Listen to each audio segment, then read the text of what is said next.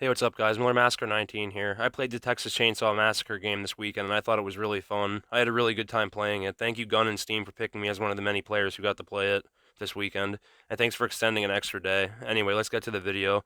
I'm going to go over what I thought was good and what I thought was, for lack of a better word, bad. Anyway, here we go. The first thing I thought was good was the graphics, music, and atmosphere. They got all the killer models nearly perfect. Leatherface looks perfect, the cook looks perfect, the hitchhiker looks perfect. The music is eerie, and a lot of the times quiet, just like the movies, making it feel really dark and helpless, like it should be. And the atmosphere feels lonely and helpless. You're alone at a house in the middle of nowhere. No houses nearby, no cops, just a house in the middle of nowhere next to a road that goes for miles with no civilization. They nailed the fucked up atmosphere, and I think they did a really good job on that.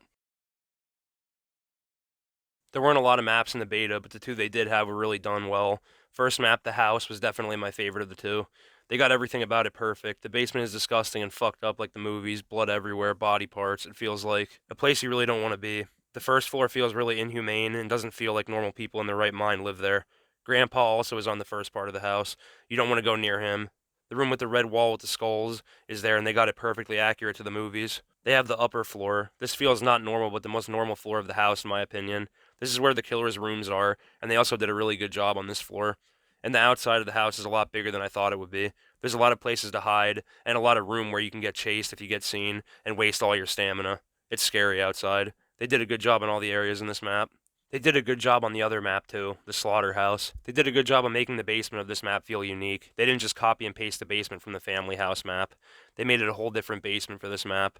I don't think it's better than the other basement, but I'm biased toward the other basement. This one is good too. The outside is the parking lot, the courtyard, where all the grass is where you could hide, and they have the faculty building, tool storage sheds, a garage, a holding pen, and a few more areas. The map looks beautiful, just like the other map. Gun did really good on F13's maps with accuracy and graphics, and it's no different here. They are dead on accurate with the maps. Good job, Gun.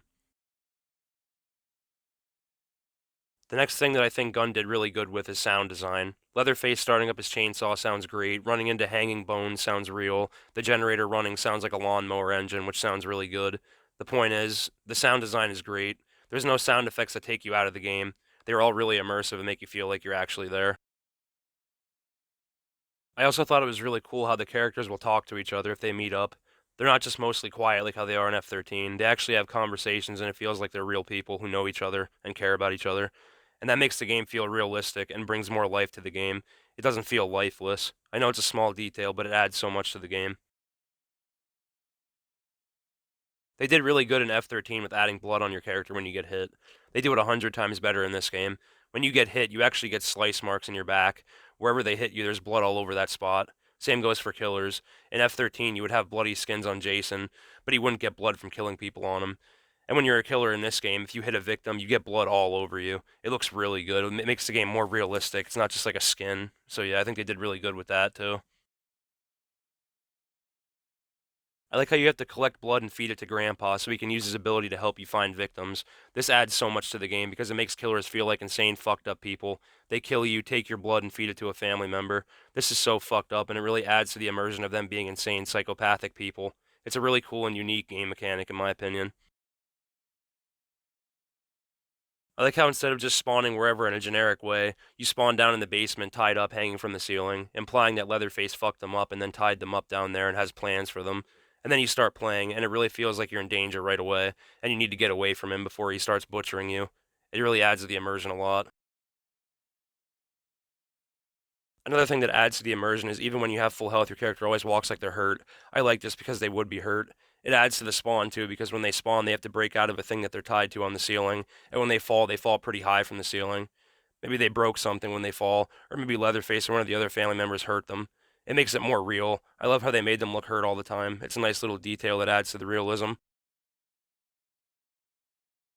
I like how unique it is with the killers. With Leatherface, he spawns in the basement and is in charge of chasing the victims immediately and making sure he kills them, or at the very least, keeps the survivors down there as long as he can to try and hold them from completing objectives and escaping. Then on the interior of the house, the first floor and second floor, there's the cook. He locks doors with padlocks and listens for victims so he can put pressure on victims or kill them. Then on the outside of the house, you have the hitchhiker. He starts the generator up and secures both exits with electricity. He also places traps and ensnares survivors to ensure that they don't escape. They did a good job making all the killers have the same purpose, but also have different jobs that they all have to do. I think that makes the game really cool and unique. Another point for Gun.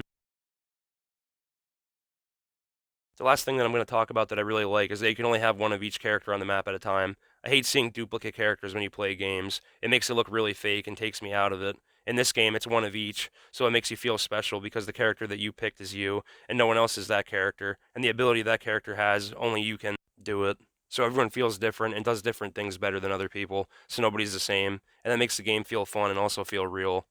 Okay, so those were the good. Now, there's not going to be a lot of bad, but there is some things that I thought were bad, so here they are. The first thing that I thought was bad was the infinite loops. They will infinitely loop you, especially if you're the cook. They'll keep looping you on crawl spaces, so you need the hitchhiker to help you chase them. And they'll loop Leatherface in the basement with gaps in the wall. And again, you'll need the hitchhiker. Or they'll loop the hitchhiker on the Leatherface breakable barriers, and you'll need the cook or Leatherface to help you chase them. So a lot of the time, if you don't have another family member with you helping you chase them, you'll just get looped the whole match and teabagged. So you better hope there's family members with you, or you'll get looped the whole match. There are way too many escape options for victims. They have the basement door, the pressure door, front exit by the road, and the rear exit. I don't think I missed any. That's too many exits for killers to watch because killers almost have to chase together, or it's almost impossible to kill people by yourself. So while everybody is chasing and trying to check and keep an eye on the exits, one of the other 3 or 4 exits is getting worked on. There's just too many exits that they can just wait for you to go to another one and just easily get out. I think a few of the escape options have to go. Just my opinion. I think they should make it harder to get out of the basement because some people are out in a minute or two, and they're already working on getting the basement escape door open. So it really feels like Leatherface chasing them in the basement isn't as scary, because a lot of the time they're out of there before you can even find them. I think they should make it harder than what it is to get out of the basement. It would be a much better time being Leatherface in the beginning of the match, in my opinion.